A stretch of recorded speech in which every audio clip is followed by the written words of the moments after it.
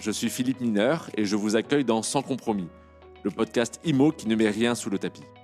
Chasseurs IMO, notaires, sociologues, entrepreneurs, nos experts vous ouvrent les portes de l'immobilier.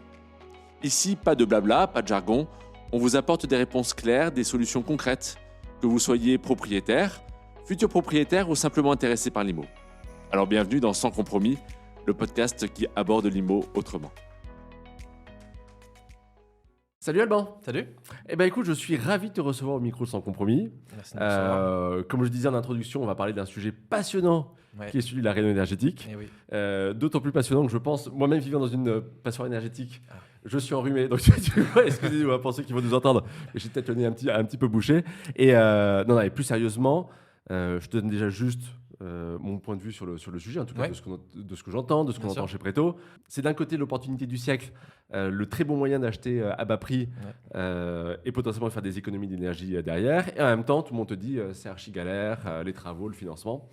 Et si ça te va, j'aimerais bien que pour ceux qui nous écoutent et qui, à mon avis, ce sont des gens qui vont se lancer ou qui veulent se lancer dans ce type de projet, donc rénovation énergétique, que tu nous apportes le maximum de conseils concrets, de solutions, d'outils pour qu'on puisse vraiment en sortir avec des choses très très concrètes. Ouais. En plus, j'ai vu que tu as mis avec plein plaisir, de... j'ai ramené des petits trucs. Exactement, il y a plein, vous verrez un peu plus tard, mais en effet, il y a déjà plein de, de petites images. Normalement, j'ai des bons conseils à donner. Super. Si ça te va, j'aimerais bien qu'on commence juste par un état des lieux un peu du marché quand on parle de réno énergétique. Ouais. Peut-être que tu peux nous expliquer un petit peu ce que c'est une réno énergétique déjà, et après... qu'est-ce que ça représente dans des transactions? Est-ce que c'est partout pareil en France? Voilà, je te laisse nous expliquer un peu comment ça marche. La rénovation énergétique, par définition, c'est quand on veut avoir un impact sur le logement et donc l'isolation, le système de chauffage et la performance énergétique. En France, on a eu plusieurs, on va dire, périodes constructives, mais il y a beaucoup de logements qui ont été construits il y a de nombreuses années où il n'y avait pas du tout d'isolation et on était chauffé au fioul ou au gaz. Donc, c'est des logements qui consomment, beaucoup d'énergie et qui émettent beaucoup de CO2. Donc forcément, sur les enjeux de transition énergétique, l'État a mis en place le bâton et la carotte. Le bâton, c'est interdiction de location et la carotte, c'est subvention. C'est plusieurs leviers qu'il va mettre en place pour encourager les gens à faire de la rénovation énergétique. Et en fait, on pourra en parler plus tard, mais la rénovation énergétique, ça a plein d'intérêts, plein d'avantages. Pas seulement juste une contrainte réglementaire, il y a aussi une histoire de confort, une histoire de facture, une histoire de... Même la souveraineté énergétique de la France dépend un peu de ça. Donc c'est pour ça que c'est un gros sujet aujourd'hui. Mais globalement, il s'agit de prendre une passoire thermique. On a ce terme passoire thermique, c'est un logement pas passoire isolé. thermique, exactement. Par rapport à cette histoire de lettres, tu sais, on parle de GF. Où est-ce que tu la mets, la passoire thermique? En fait, il n'y a pas vraiment de définition officielle, mais les gens ont plutôt en tête DPE F ou G. Tu commences déjà, très très bien. Mais en vrai, on peut prendre le E assez facilement en compte aussi dans la... Le E, tu peux te dire, si j'achète un E, c'est une passoire thermique. C'est ça. Ok. Pourquoi? Parce que notamment, depuis l'année dernière, les DPE doivent réaliser un audit énergétique lors de la vente. Donc, je veux vendre mon bien, je fais un DPE. S'il est classé E, je dois aussi faire un audit. Un audit, ça coûte 1 000 €. C'est un document qui met en valeur les travaux qui sont nécessaires pour améliorer le logement. C'est quelque chose qui fait peur aux acquéreurs. Donc voilà, il y a tout plein de choses qui font que globalement, EFG, c'est une passoire thermique. Donc quand on va parler, toi et moi, de réno énergétique, passoire thermique, jusqu'à un projet dans le E, ça rentre dedans. Mais bon, un logement D, potentiellement, il y a beaucoup de travaux à faire aussi. Et en tout cas, il y a un autre levier qui est vraiment important, qui est assez récent, c'est que les banques aujourd'hui ont serré la vis, en fait, financent moins facilement ces biens EFG. Autant il y a 5-6 ans, il y a 10 ans, on achetait un bien même G, on ne faisait pas de travaux de rénovation énergétique, il n'y avait pas de sujet. Aujourd'hui, c'est plus possible. Les banques, si tu arrives avec un projet, bonjour, je veux acheter un logement classé G, et j'ai pas prévu de travaux. Voilà, elle te dit, je suis bien et tout. Non, on finance pas. Elle te dit non, on finance pas. Est-ce que tu as quelques ordres de grandeur sur le poids des transactions de passoire énergétique justement aujourd'hui en France? Eh bien, si on revient sur les EFG, ça représente 40% des transactions immobilières chaque année dans l'ancien. D'accord. Donc, si on a en tête que les transactions, c'est à peu près un peu moins d'1 million chaque année, il y a pas loin de 400 000 passoires thermiques qui sont vendues chaque année. D'accord, donc c'est quand même assez énorme. Et dans certains départements, c'est beaucoup plus que 40, ça peut monter au-dessus de 60%.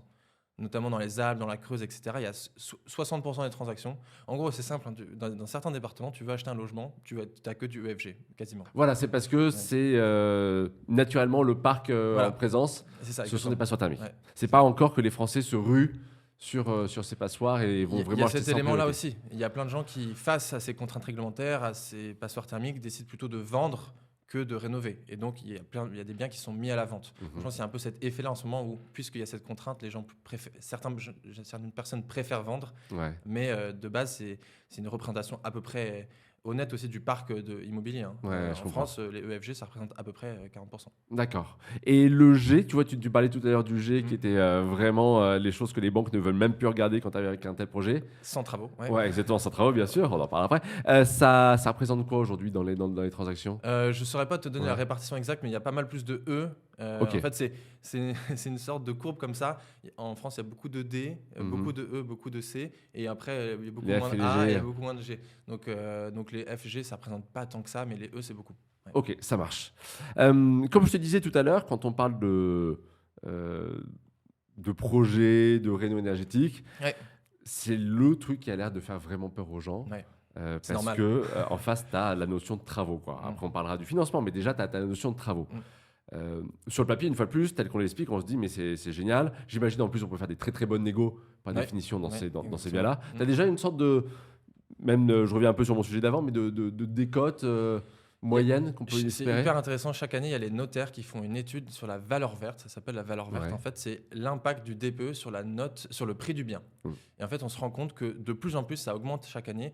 Les biens avec des bons DPE se vendent plus cher et les biens avec des mauvais DPE se vendent moins cher. Ouais, ok. Et en fait, l'écart se creuse.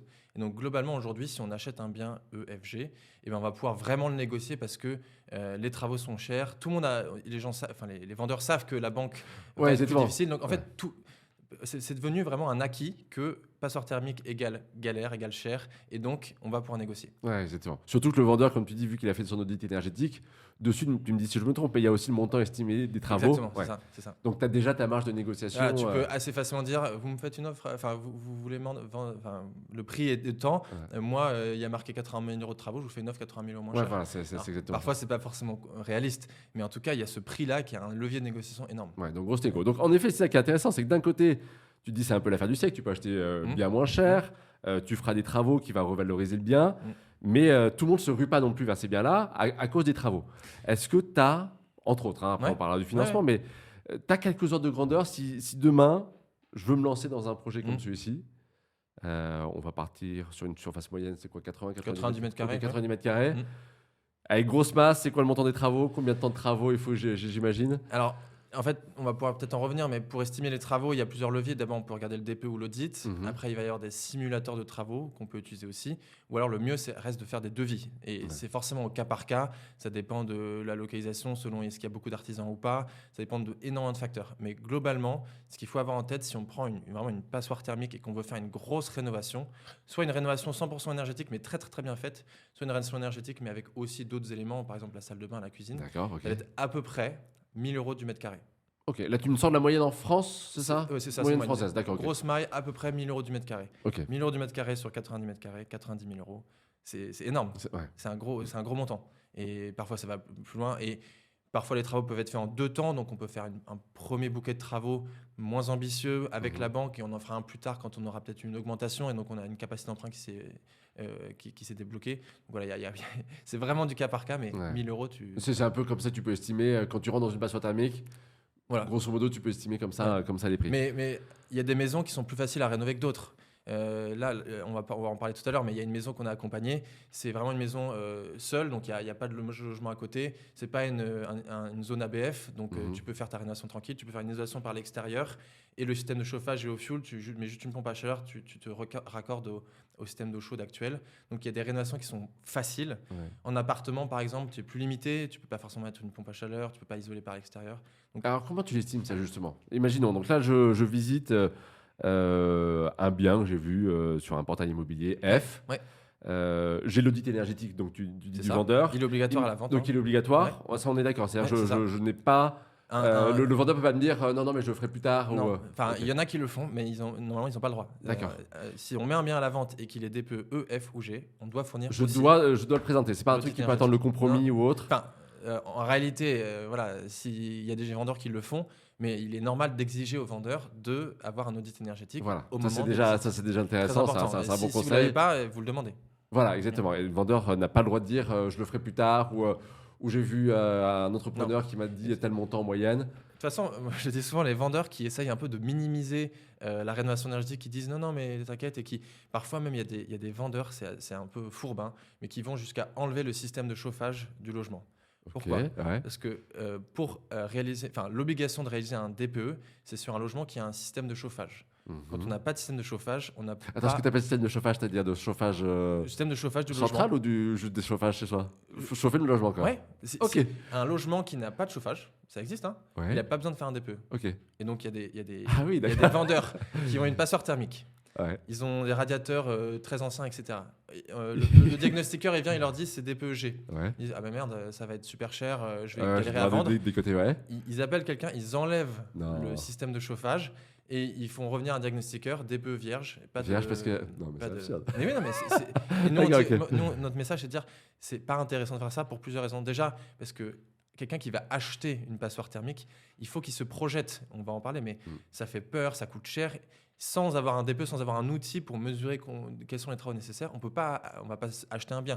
Donc quand on voit DPE vierge parce qu'il n'y a pas de système de chauffage, on se dit oulala, Ouais, exactement. voilà, on Ça, n'est pas c'est dupe, moche. on sait qu'il y a Ok, une non, mais passoire. c'est intéressant, en effet, si Et- tu vois ça sur l'annonce, ouais. Et autre élément aussi, les subventions Ma Prime Rénov', on ne peut pas avoir les subventions sans DPE. Ok. Donc si je vais voir l'ANA et que je dis bonjour, j'ai une subvention pour rénover ma maison que je viens d'acheter, s'il n'y a pas de DPE, elle dit pas d'aide. Ouais, on va faire. Bon. Donc les Bon, de vendeurs. toute façon, j'imagine que le vendeur qui a enlevé les radiateurs, on doit voir la trace des radiateurs sur les murs.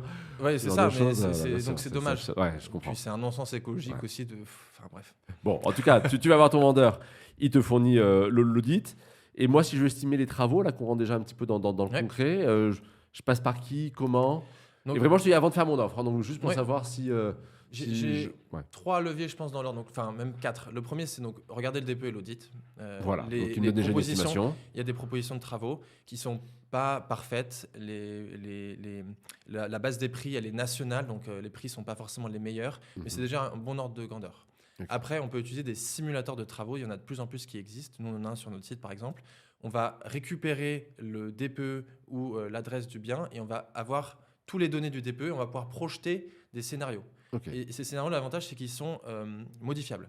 C'est-à-dire que je peux savoir qu'est-ce qui se passe si je mets plutôt un poêle à bois au lieu d'une pompe à chaleur. Mhm. Qu'est-ce qui se passe sur le DPE, sur le coût. Si je fais une isolation par l'intérieur plutôt qu'extérieur, qu'est-ce que ça va donner? Donc ces simulateurs-là, en 2-3 minutes, on peut savoir, bon, bah, à peu près, je me fais mes 2-3 scénarios, je sais à peu près combien ça va coûter. D'accord, ok. Ça, c'est le niveau 2. Niveau 3, c'est de faire une contre-visite avec un expert. Mhm. Tu fais venir quelqu'un qui est vraiment expert du bâtiment, même un artisan, qui vient et qui dit, bon, globalement, moi, je pense qu'il y en a pourtant autant de travaux. D'accord. Et le dernier levier, et si jamais il y a un doute sur le projet, tu vois, s'il est vraiment réalisable selon 10 000 euros de travaux, tu vois, il faut être sûr, bah, c'est d'avoir des devis. Il n'y a rien de mieux Ouais. qu'avoir des devis. Mhm. Il faut faire venir des entreprises parfois pour avoir. Je sais que pourtant, je peux faire tels travaux Ouais. et c'est rassurant. Et du coup, là, je peux me projeter sur une offre et signer un compromis. Ouais, je comprends. D'ailleurs, c'est intéressant parce que quand on parle de réno énergétique, donc on se disait c'est des passoires thermiques EFG, Ouais. mais la finalité de ces travaux, ce qui fait que ça coûte aussi cher, c'est aussi en lien avec les notes, c'est pour t'amener où? Combien de notes en plus? Est-ce que c'est forcément aller jusque A? Est-ce que B, ça suffit? Alors déjà, C'est c'est quoi marrant, il y a l'idée? plein de gens qui pensent que c'est impossible de passer de G en A, mais Mhm. ça l'est, on y arrive. Hein. Mais Ok. globalement, nous, en tout cas, les projets qu'on accompagne, ça va systématiquement être des rénovations globales. Ouais. Donc, on va vraiment passer de EFG à ABC. Donc, on va faire une rénovation Donc là, sur d'ampleur. la fiche, je vais sur le vert, quoi. Exactement. C'est ça, On sort, ok. on est dans le vert, et ça veut dire qu'on a fait, bon, on y reviendra, mais on a fait une vraie plus-value sur le logement. On sait qu'on va payer peu de factures énergétiques. On sait qu'on va avoir un logement confortable. Mhm. Voilà, on débourse Ouais, beaucoup je pour comprends. les travaux, mais il y a quand même plein d'intérêts derrière. Ouais, je comprends. Et donc, je reviens sur cette histoire d'estimation des travaux. Même un artisan qui fait tout corps d'état, des salles de bain et autres, il est capable de te dire normalement ce qu'il peut faire pour une réno énergétique, ou il vaut mieux chercher des gens spécialisés sur le sujet de la réno énergétique. Alors, il y a des artisans qui sont monogestes, ils font un seul geste. Moi, je suis Mhm. installateur de pompe à chaleur, moi, je change Ouais. les fenêtres. Mais il y a des entreprises qui sont tout corps d'état et qui font venir ce qu'on appelle une VT, visite technique. Ok. Ils viennent, et ils font une visite technique du logement et ils sortent un devis global sur le projet. Ça, c'est possible. Ok. Le mieux, quand même, c'est potentiellement de faire appel à quelqu'un désintéressé. Si vous avez dans votre réseau quelqu'un qui est un peu expert du logement, mais qui n'a pas forcément, qui n'a pas une entreprise, il n'a pas intérêt à vous vendre une pompe à chaleur parce qu'il Ouais, c'est sûr. il sait faire les pompes à chaleur alors que les autres, il ne sait pas faire. Enfin, le mieux, ou alors une autre manière de faire, c'est de faire plusieurs devis pour comparer. Ouais. Mais, Je comprends. On peut avoir le biais d'avoir un entrepreneur qui veut pousser à forcément ce qu'il sait faire très bien, alors que c'est pas forcément le plus intéressant pour son logement. Et on est d'accord que, et ça c'était une question qu'on avait eue avec un autre entrepreneur dans la rénovation énergétique avec Itac, Ouais. il n'y a pas d'engagement non plus à la fin à obtenir telle note. C'est-à-dire quand un entrepreneur vient avec tel devis. Lui est désengagé de l'obligation. Mais Ouais, voilà, exactement. en tout cas, Ça ne veut pas dire qu'à la fin tu seras B ou je te garantis que tu seras B et si tu n'es pas B, je te. il n'y a pas tu de me payes pas. garantie contractuelle, mais si on suit les scénarios de l'audit ou du DPE Y a et pas qu'on de utilise ces raison. simulateurs et qu'on fait les travaux comme ils étaient prévus, on arrivera à la bonne lettre. D'accord, ok. Voilà. Ok, ça marche. Après, parfois, on peut être vraiment à tout proche d'un levier, on peut être à C, mais tout proche de D. Et ben dans ce cas-là, ça peut être au Tu kilowattheure payes près. le Tu vois. stade. Voilà. Mais Tu comptes le diagnostiqueur et. ouais. C'est ça. Donc, globalement, j'ai une estimation, en effet, plus ou moins précise par rapport aux outils ou par rapport à l'entrepreneur que j'aurais vu. Le temps des travaux, parce que tu vois, quand on dit c'est une galère, avant même de parler financement, se dire, mais en fait, est-ce que j'ai envie de me lancer là-dedans?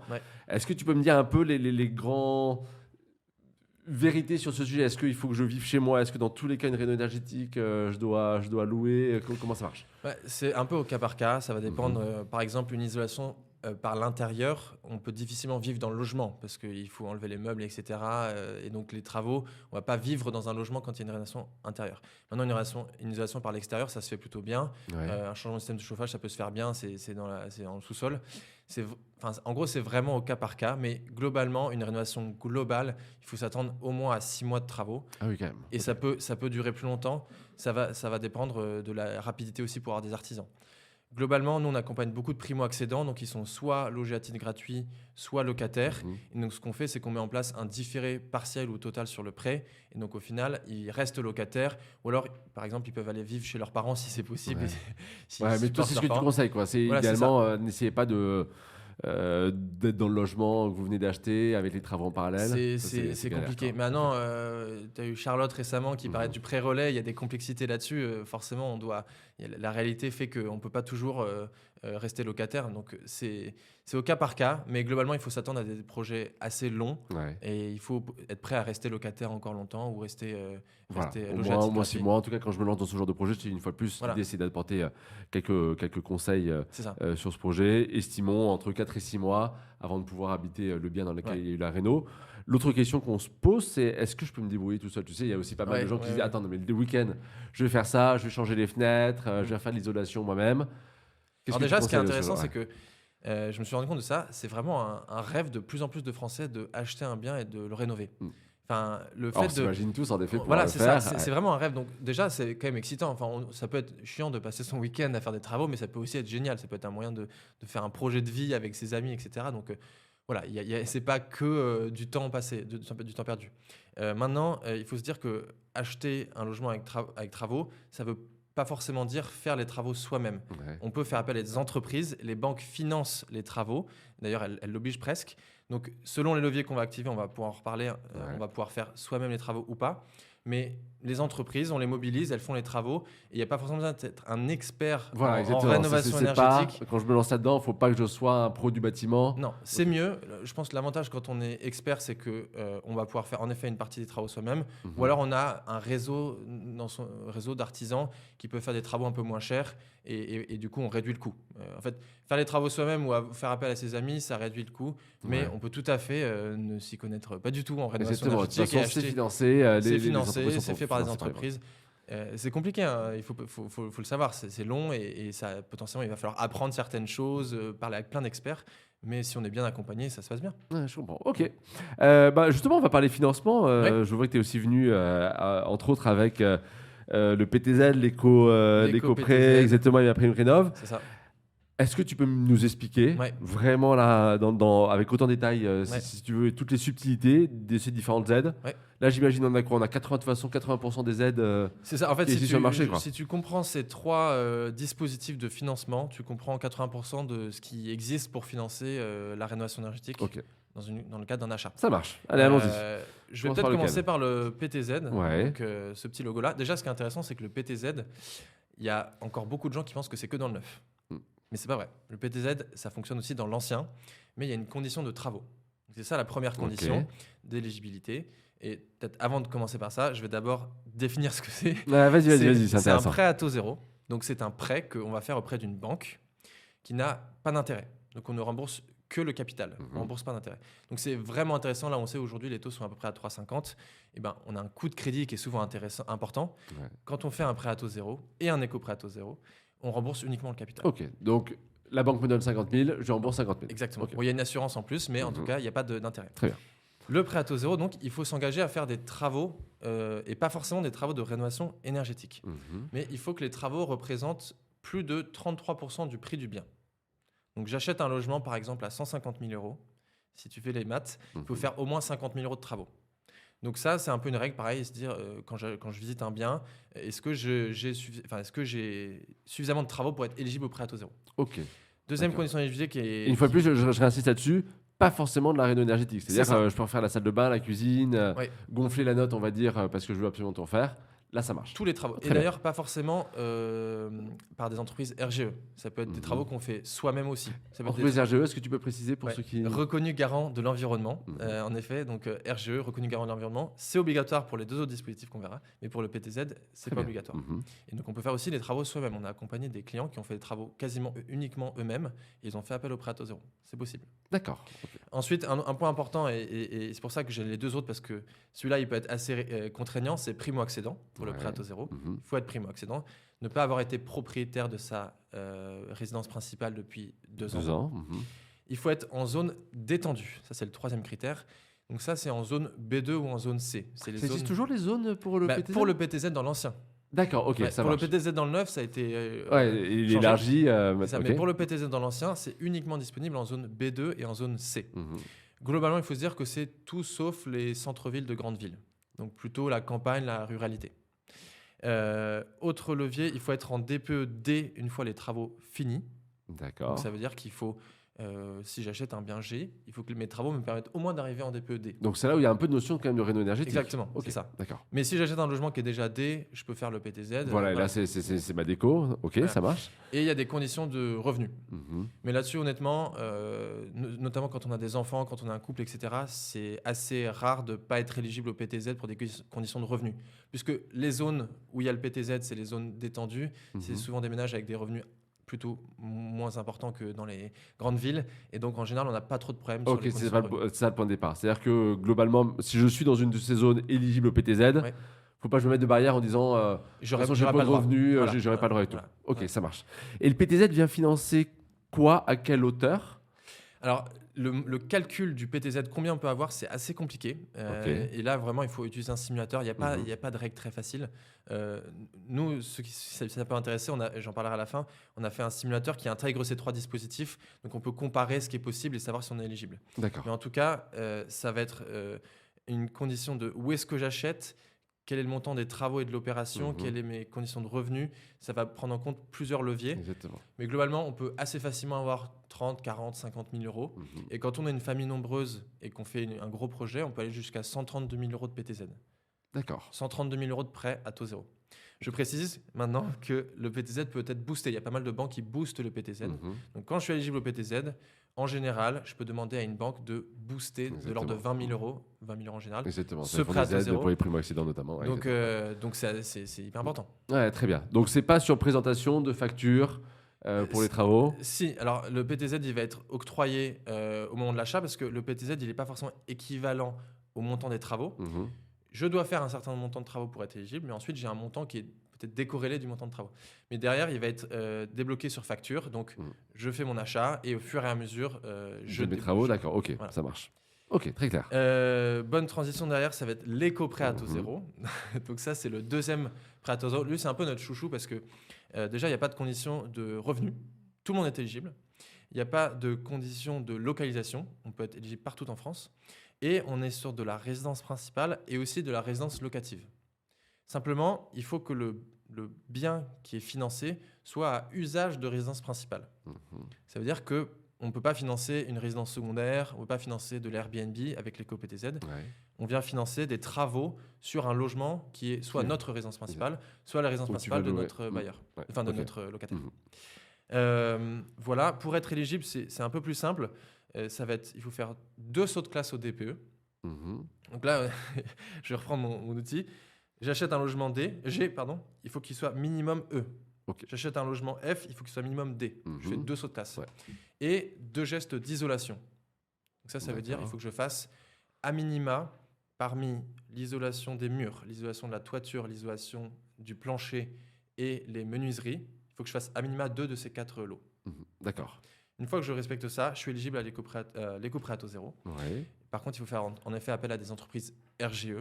On parlait tout à l'heure, ouais. Et là, on peut aller jusqu'à 50 000 euros. En fait, il y a plusieurs types d'éco-PTZ, mais on ne va pas rentrer forcément dans les détails. Mais sachez qu'on peut aller jusqu'à 50 000 euros. Plafonné à 50 000 euros, d'accord. Et Donc, quel que soit le montant du bien initial. C'est ça, pas de Mhm. corrélation avec le bien initial. Et d'ailleurs, on peut le faire lors de l'acquisition, et on y reviendra plus tard, on peut le faire plus tard, on peut le faire en étant propriétaire. D'accord. L'éco-PTZ n'est pas réservé à l'acquisition, il est disponible Très un peu tout le intéressant temps. ça. Et pour te donner un ordre d'idée, 50 000 euros à taux zéro, comparé à un prêt immobilier, c'est 20 000 euros de coût de crédit économisé.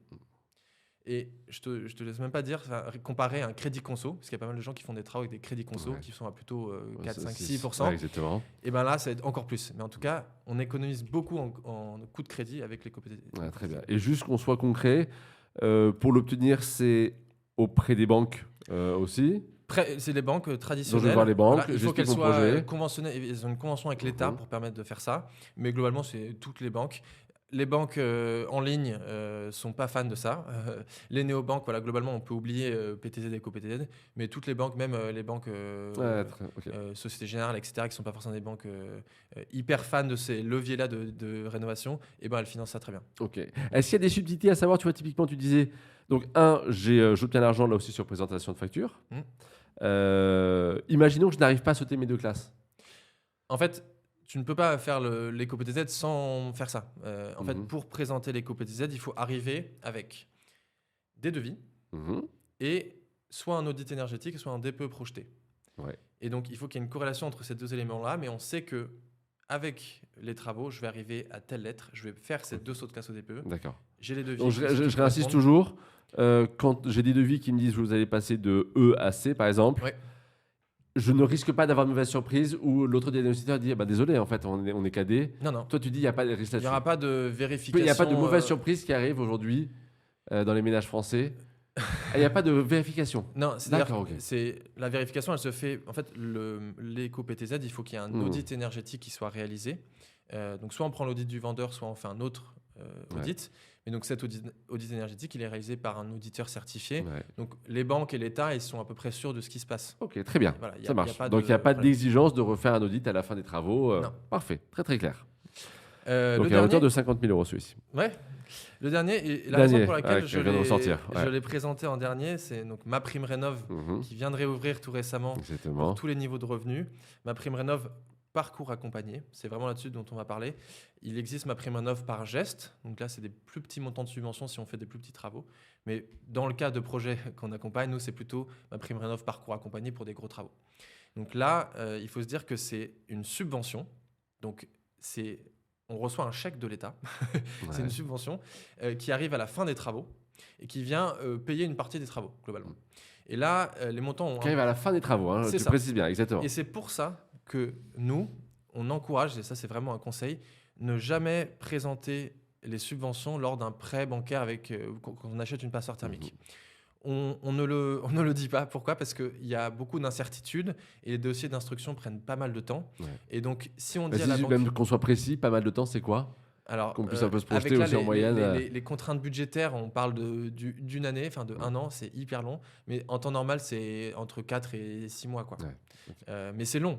Et donc, évidemment, on entend bien que si on arrive avec la banque et qu'on dit sur les 80 000 euros de travaux que j'ai, j'en finance 30 avec les chèque aides, que j'aurai à la fin. Hein. Et du coup, je vous demande que 50 000. Et ben elle va dire ok, mais comment vous êtes sûr que vous allez avoir les aides ?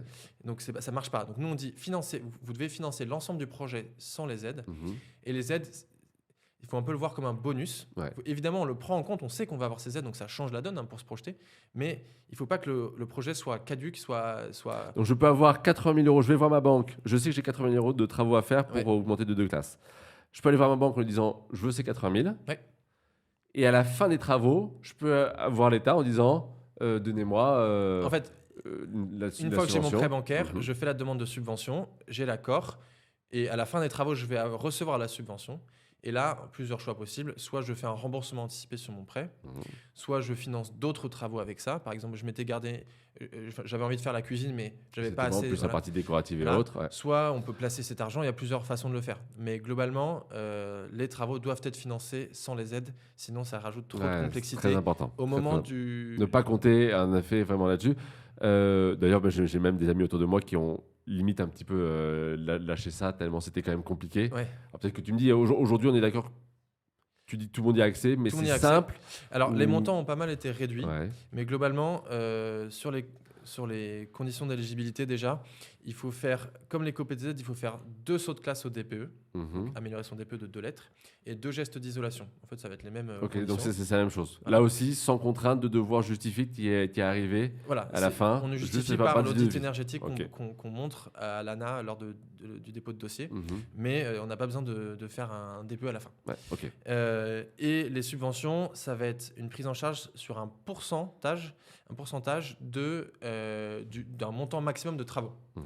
Et au maximum, sur les ménages aux revenus très modestes, donc ceux qui ont les moins de revenus, on peut avoir 80% de 40 000 euros, ce qui fait Ok. 32 000 euros de subvention maximum. Maximum, ok. 32 000 euros. Ce qui est Ce qui est déjà pas mal. Ce qui est Très pas négligeable sincèrement, du tout. pour des travaux, ouais. Voilà, c'est ça. Donc, et par contre, pour les ménages aux revenus supérieurs, on va être sur 10% de 40 000 euros, ça fait 4 000 euros. Mhm. Là-dessus, je ne conseille pas d'y aller, honnêtement, parce que vu le temps que ça prend, pour Ok, 4 000 c'est euros, ça ne vaut pas le coup.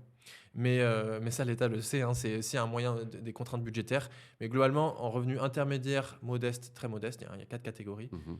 Les 3 catégories, on est éligible à des montants intéressants et ça vaut le coup d'y aller. Ok, ça marche. Ouais. Très clair. Bon, bah, franchement, Voilà. c'est limpide. Merci pour ces J'espère que tout le monde a explications-là. compris. Exactement. Et donc, globalement, PTZ et éco-PTZ, Ouais. ma banque, je vais la voir quand à ce moment-là C'est dès le début du projet? Est-ce que ce sont des lignes complexes où le banquier lui me dira oh là là, vous savez, nous on n'aime pas trop se lancer là-dedans. Est-ce que tu peux Nous, aussi me donner quelques billes sur comment bien négocier Ouais. avec son banquier? On est souvent contacté par des gens qui ont parlé de PTZ, éco-PTZ à leur banque et le banquier, le conseiller bancaire, malheureusement, et c'est pas de sa faute, hein, il doit Exactement, maîtriser non, on plein. respecte complètement Il tous doit les maîtriser conseillers. plein de choses, donc il maîtrise pas forcément ça. Et donc potentiellement, il y a des mauvaises informations où on n'arrive pas à se projeter. Ok. Donc le fameux, en fait, vous n'avez pas le droit. Voilà, vous n'avez voilà, pas c'est le tout droit, à etc. Ou les mauvaises compréhensions des conditions d'éligibilité. Ouais. Donc nous, en fait, en tant que courtier, on laisse pas trop le choix en fait, au conseil bancaire. On va monter le projet en incluant tous ces dispositifs. Donc déjà, quand on reçoit un client, on va regarder son projet de travaux, sa situation financière, et on va savoir du coup exactement à quel dispositif il a le droit. Et ensuite, lorsqu'on va présenter le projet auprès d'une banque, on va lui dire, nous, on souhaite ce plan de financement-là, et ce plan de financement, il va intégrer du coup le PTZ et ou l'éco-PTZ. Ouais. Et où d'ailleurs, ça c'est intéressant, c'est-à-dire que les deux peuvent être cumulés. Hein. Exactement. Et ça, donc, on arrive à faire des financements, mais imbattables. Hein. Quand on sait que les taux soient à 3,50 aujourd'hui, on arrive à avoir des projets à moins de 2% en taux équivalent. C'est imbattable. Donc on présente ça à la banque et ça rajoute de la complexité parce que quand on fait un PTZ ou un éco-PTZ, il y a le service de la banque qui va vérifier que tout est bien en conformité, le service conformité. Donc ça prend un peu plus de temps, c'est plus complexe. Je dirais pas que la banque, elle reçoit ça en mode « Ah, génial, bien sûr, un éco-PTZ ouais, bien sûr. ». Mais ça se fait bien. De plus en plus de banques mettent en place des services, des cellules à part entière qui sont expertes là-dessus. Et donc, dès qu'il y a un projet avec EcoPTZ ou PTZ, c'est envoyé dans ce service qui sait donc, le faire très bien. je sais que je vais me lancer dans un projet de réno énergétique. Ouais. Je peux aussi demander à mon banquier en disant voilà, c'est un projet spécifique, je veux parler à quelqu'un qui s'y connaît chez vous. C'est ça. Ok, c'est très ça. bien. Et donc, après, il peut y avoir des raisons. Donc, le PTZ est forcément intégré parce que c'est un levier pour l'État d'encourager à l'accession à la propriété. Donc, c'est fait lors de l'accession à la propriété.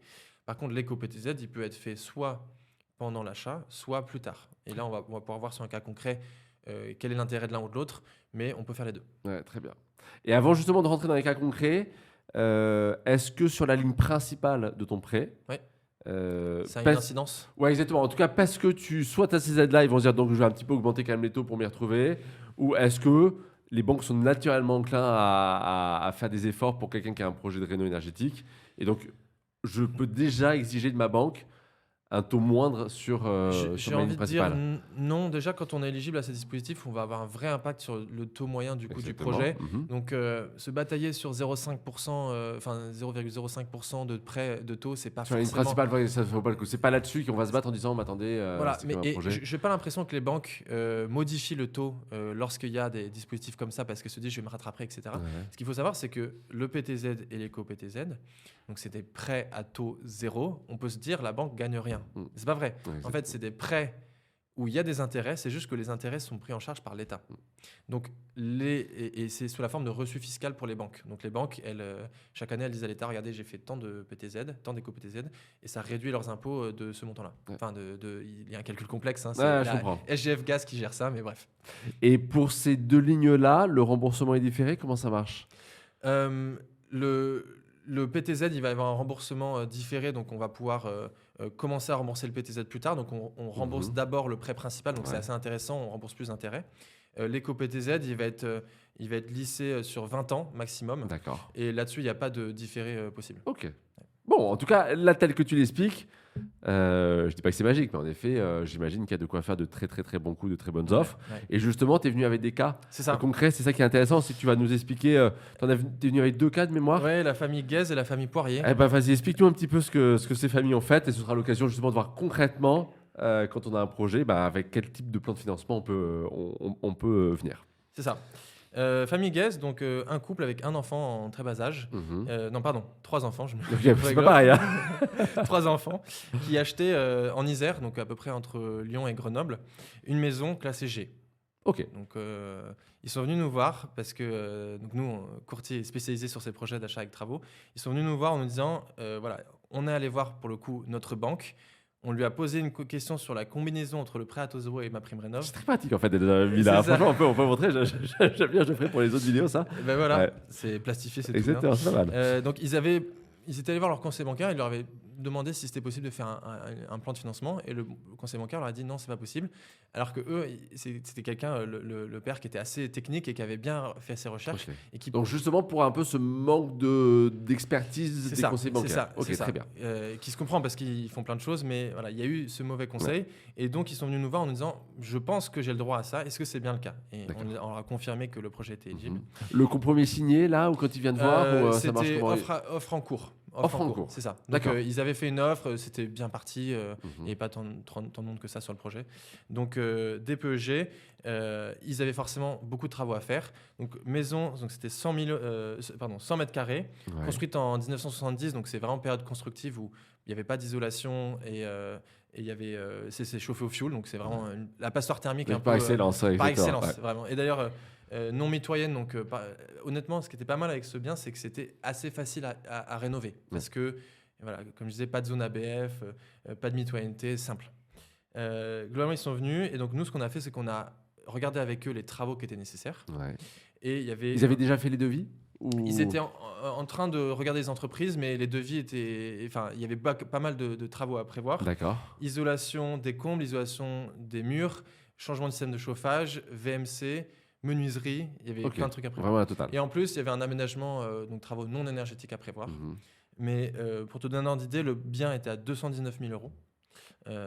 Frais d'agence exclus, de 10 000 euros de frais d'agence. Ok. Et les travaux à 116 000 euros. Donc, D'accord, ouais. travaux assez Vraiment, importants. vraiment énorme. Quoi. Donc, 100 mètres carrés, c'est ça? 100 mètres carrés. D'accord, ok. Donc ça valide à peu près mon... Voilà exactement le calcul. Ouais. C'est exactement ça. Ok. Voilà, et donc on les a accompagnés sur le projet. Là, ils étaient éligibles pour le coup au prêt à taux zéro. Donc ils étaient primo-accédants. Mhm. Et donc, étant donné qu'ils avaient 3 enfants, ils ont des revenus, pour te dire, CDI chez l'un et chez l'autre, 2400 euros et 2000 euros. Donc on a 4000, avec la CAF en plus, donc 4800 euros D'accord. de revenus Donc, sur mensuels. le papier, est-ce que les banques auraient pu bien aimer? C'est plutôt un bon profil, surtout pour le secteur. Ouais. Mais avec les enfants, ils avaient un revenu fiscal, donc sur le calcul du prêt à taux zéro, ils avaient le droit à un prêt à taux zéro assez important. En l'occurrence, c'était 96 000 euros. Ah ouais. Donc 96 000 euros à taux zéro. Et on allait chercher un boost de 20 000 euros. Ok. Donc on a 116 000 euros à taux Mhm. zéro. Ok, ouais, donc c'est vraiment impressionnant. Donc vraiment, et j'imagine le prêt moyen, ça donne quoi? Donc la ligne principale, redis-nous, ils ont dû emprunter combien? Combien Donc était la ils ligne ont principale? total emprunté 350 000 parce que l'apport était assez faible. L'apport était Ouais. de 22 000 euros. Donc Ok. ça couvrait à peine les frais divers. Ouais, exactement. Et il y avait un surfinancement important. Je ne sais pas si tu veux qu'on rentre dans le surfinancement. Bah, c'est toujours intéressant, en tout cas pour ceux aussi qui veulent Ouais. rentrer dans le concret Ça, et comprendre. Il faut comprendre le surfinancement. C'est quelque chose que les banques, elles n'aiment pas. Pourquoi ? C'est quand on va emprunter plus que la valeur du bien actuel. Mhm. Globalement, c'est quand ton apport, il est plus faible que les travaux que tu vas faire. Je donne un exemple. J'achète un bien 200 000 euros. Tu sais quoi, je vais me baser sur l'exemple. Bah, là, en vas-y. l'occurrence. J'achète un bien qui est 219 000 euros. Ouais. Donc la valeur actuelle du bien, elle est 219 000 euros. Mais je vais mettre 116 000 euros de travaux. Donc, c'est énorme.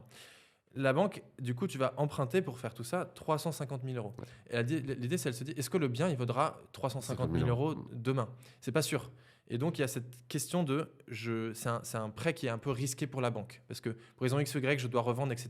Je dois faire un autre je achat. récupérerai pas le prêt que j'ai fait. Donc, le surfinancement, quand on emprunte plus que la valeur du bien qu'on achète, c'est un truc que les banquiers n'aiment pas trop. Ouais, très intéressant. Mais ça. Ok. ça ne veut pas dire que c'est impossible. Notamment, ce qui va être nécessaire parfois, c'est de faire une estimation de la valeur immobilière du bien futur. Je vais demander à 2-3 agences immobilières de me dire le bien, une fois qu'il sera rénové, combien est-ce qu'il vaudra.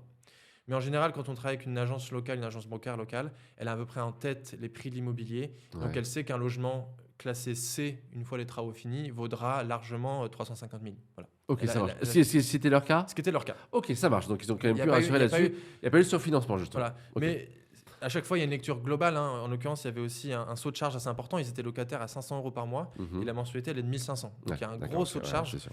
Mais C'est là où on voit quand même tout profils- l'intérêt d'un courtier, en effet, pour ce type de projet. C'est Ouais, ça, c'est sûr. c'est ça. Juste sur cette notion de surfinancement, est-ce qu'on est en train de dire aussi, pour ceux qui nous écoutent, que quand on va voir sa banque, il faut peut-être aussi avoir une estimation du prix du bien futur. C'est Ça fait mieux. partie du dossier C'est mieux. vers lequel... C'est ça. que Surtout vous quand on va être constituez. notamment quand on achète un bien vraiment très peu cher. Il y a des logements. Nous, on accompagne des projets. Le logement, il vaut 50 000 euros. Mhm. On achète une maison qui est en très mauvais état. Et là, potentiellement, on a besoin d'investir 2 ou 3 fois plus dans le Ouais, bien bien sûr. enfin dans les travaux que dans le bien.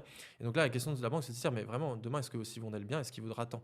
Donc, une estimation immobilière par un agent Exactement, immobilier, c'est un bon argument en tout cas c'est pour un bon dire... levier, c'est ouais, un je bon comprends outil. très bien. On Ok, ne peut pas ça hésiter. Ok, très bien.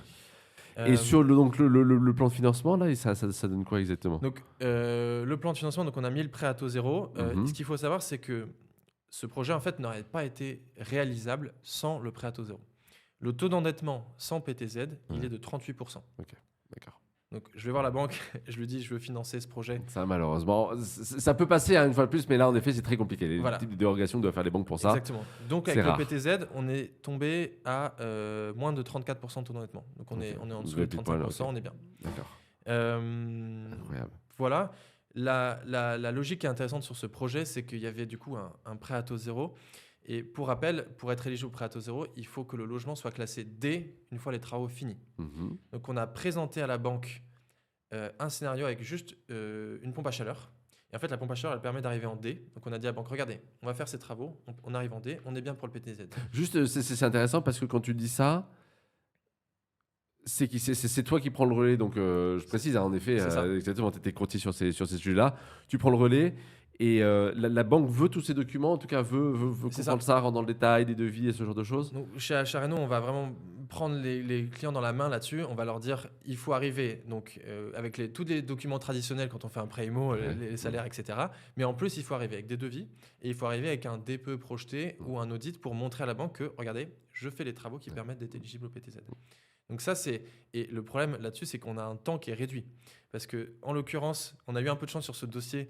Les vendeurs étaient étrangers et donc ça prenait un peu de temps à avoir la mise en place du compromis. Donc on a eu le temps de réaliser les devis, mais en temps général, un compromis c'est 3 mois, conditions suspensives pour obtenir un prêt c'est 2 mois. 2 mois pour obtenir tous ces devis alignés avec un DPE Ouais, projeté, bien etc. sûr. C'est très court. Ouais. Donc souvent, c'est un autre tips, un autre conseil. Souvent, on encourage les gens à faire une vente longue, pas forcément faire une vente sur 6 mois, mais avoir un petit mois en plus. Ah, intéressant, ok. Donc, tu pour dis faire prévoir au moins 3 mois, 3 le temps mois, d'échanger c'est avec ça. la banque pour pouvoir faire le bon montage. C'est ça. D'accord, Et je ça comprends. s'entend très bien auprès de l'agent immobilier et auprès du vendeur qui Mhm. savent qu'il y a des travaux à prévoir, c'est plus long, c'est pas choquant. Ouais. Si on prévoit que 2 mois et qu'au final on n'a pas le temps, on peut tout à fait faire un avenant au compromis et allonger la période. Exactement, si j'ai pas encore obtenu mon C'est- financement. Ouais. c'est possible, on le fait souvent. Ok, très clair.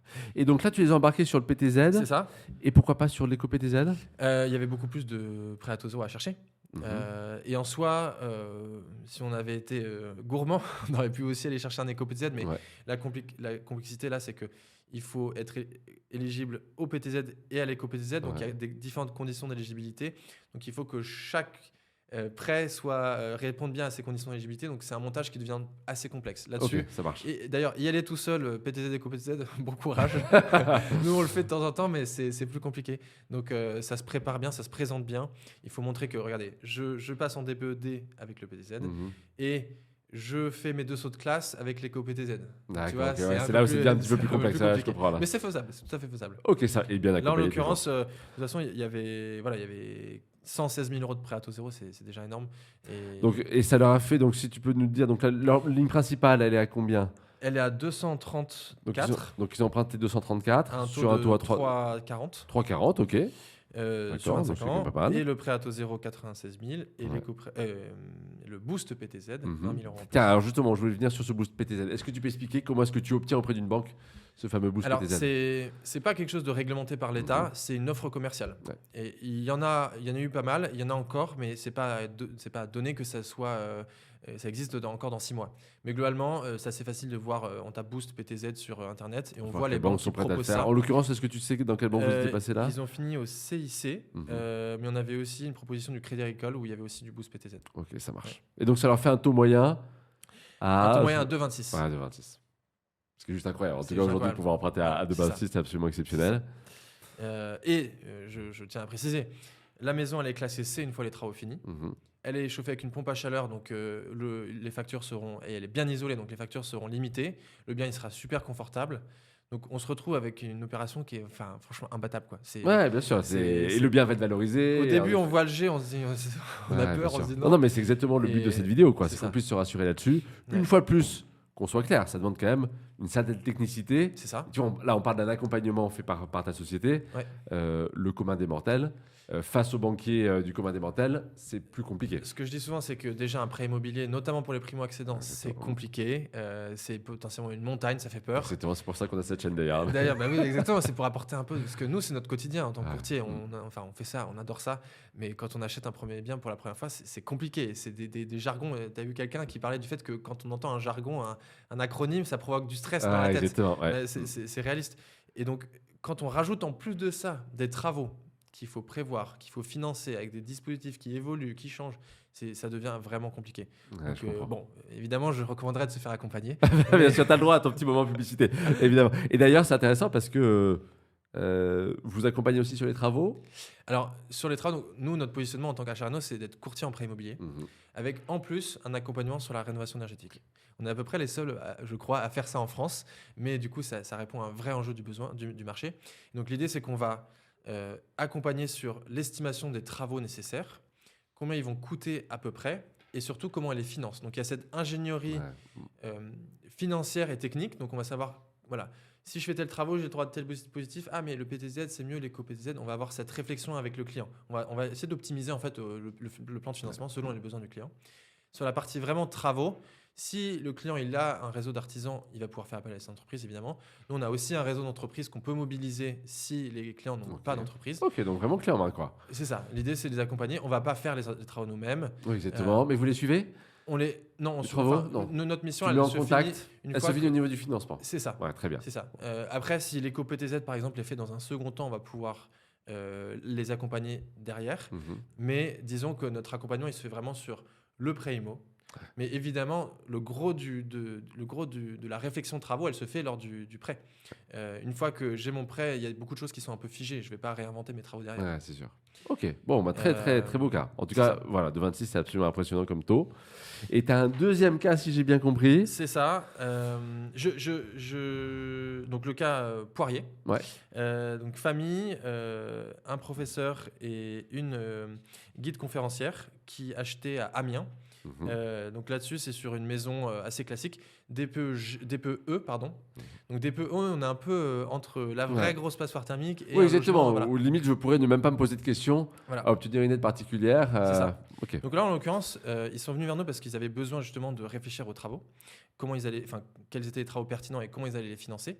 Donc pareil, on a fait une analyse de travaux, on a regardé les dispositifs. En l'occurrence, Amiens, égale zone tendue égale pas de PTZ. Ok. Donc on a regardé l'éco-prêt à taux zéro, Mhm. ils étaient éligibles.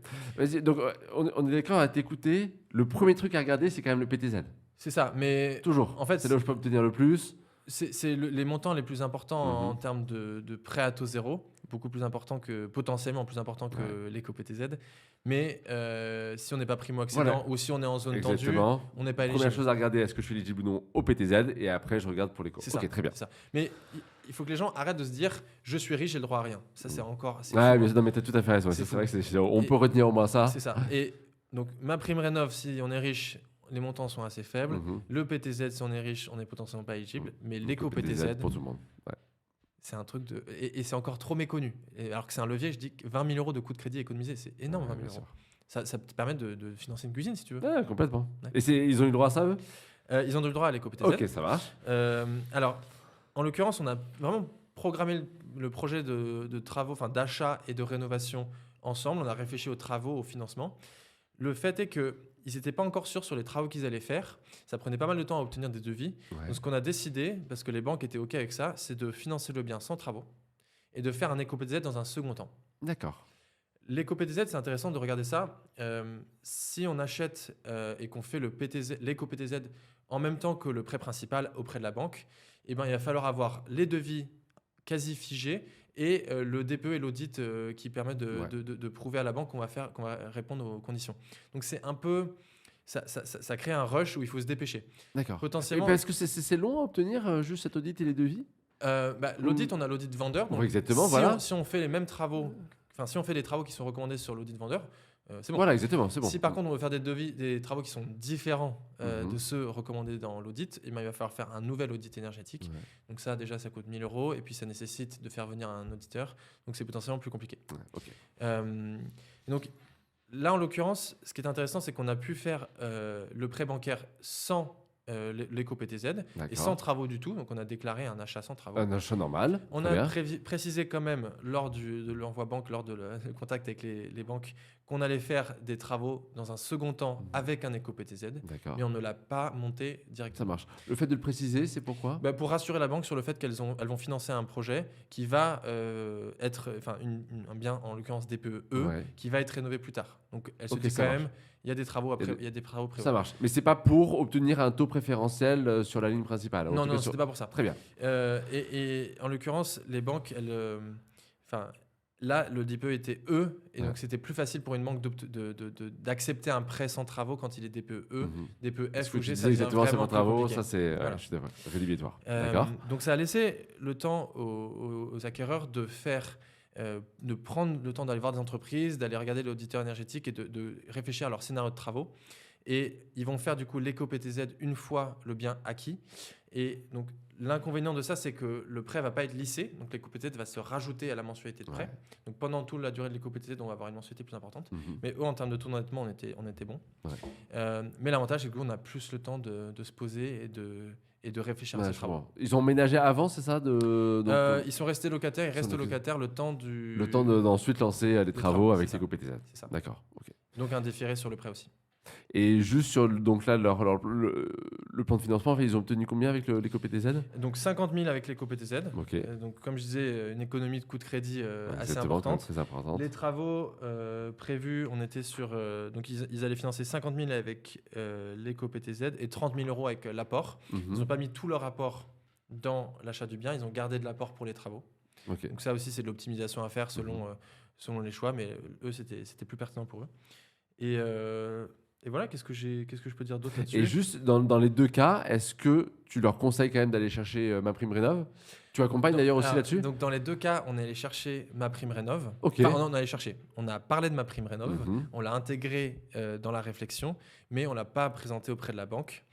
La première famille clair. a fait la demande de subvention l'année dernière. Et donc là, elle va être octroyée prochainement parce que ma prime rénov a été réouverte. Mais globalement, pour te donner un ordre d'idée, au début, on a estimé ma prime rénov à 49 000 euros pour le premier ménage. Ouais. Au final, ils vont être à 24 000 euros. Ok. Bon, c'est quand Donc- même loin d'être négligeable. Hein. Voilà, loin d'être négligeable, mais moins important que prévu. Mhm. D'où le fait de ne pas dépendre de ça Ouais, je pour comprends. réaliser Ouais, le pour ce prêt financement, bancaire. très très important, très Donc, bon conseil. Ouais. Ils vont avoir 24 000 euros de subvention, c'est pas du tout négligeable, Mhm. mais on l'a pas présenté d'un coup. Ouais, je comprends. C'est ça. Ok, bah écoute, franchement très très clair. Ouais. Et belle réussite et bravo pour ça. Est-ce que tu aurais pour conclure cette vidéo un conseil justement à donner à nos auditeurs, là ceux qui se tâtent Ouais. à se lancer dans ce type de projet, s'ils devaient retenir peut-être un ou deux conseils clés de la part d'un expert comme toi? Je pense qu'il faut se dire que acheter une passoire thermique, ça n'est pas forcément qu'une contrainte, ça peut aussi être une belle opportunité. Il faut vraiment se dire ça dans la tête.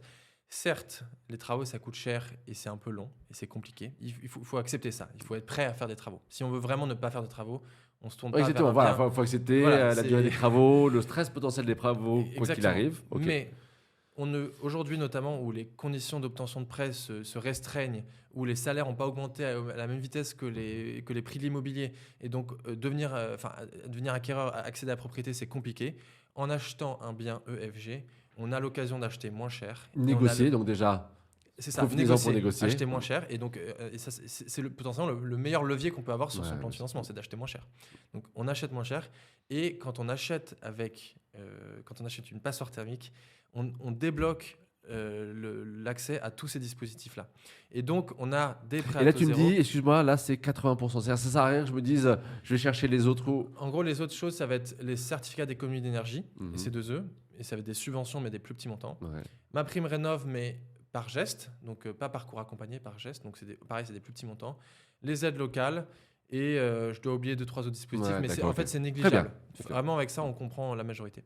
Donc, ce que j'ai envie de dire, c'est il y a des très belles opérations à faire. On achète moins cher, on finance avec des bons dispositifs, et on finit, une fois les travaux finis, avec un bien qui a pris de la valeur, Mhm. qui est confortable, qui a des factures faibles. On a eu en plus, aujourd'hui, les gens, vis-à-vis de la transition énergétique, Ouais, bien sûr. ils ont un peu ce stress de comment est-ce que moi je peux agir sur la transition. Et ben, en achetant une passoire thermique et en la rénovant, on agit très concrètement sur la transition. Donc c'est un moyen aussi de se dire, ouais, D'avoir un peu d'impact et je d'avoir du contribue. sens dans son C'est ça. Et acte. c'est Ouais. pas neutre. Donc voilà, se dire que ça peut être un très bon projet. Mm. Ensuite, il faut se dire que ça va rajouter de la complexité. Donc il faut être prêt à être réactif sur la réalisation des devis, bien regarder les conditions d'éligibilité pour être sûr qu'on est bien éligible. Et je pense que là où se faire accompagner sur un prêt immobilier classique, c'est intéressant parce qu'on vient optimiser, on vient sécuriser, réduire un peu le stress, gagner du temps. C'est d'autant plus le cas quand on fait un projet d'achat avec travaux parce qu'il y a cette complexité en plus. Donc évidemment, n'hésitez pas à contacter Achat Réno, nous c'est notre expertise. Ouais, là-dessus. exactement. Donc là-dessus, on mettra d'ailleurs tous les coordonnées C'est ça. sur la vidéo. Et si j'ai intrigué quelques auditeurs sur cette vidéo, nous on crée beaucoup de contenu donc, sur Achat Réno, sur YouTube, Instagram, TikTok.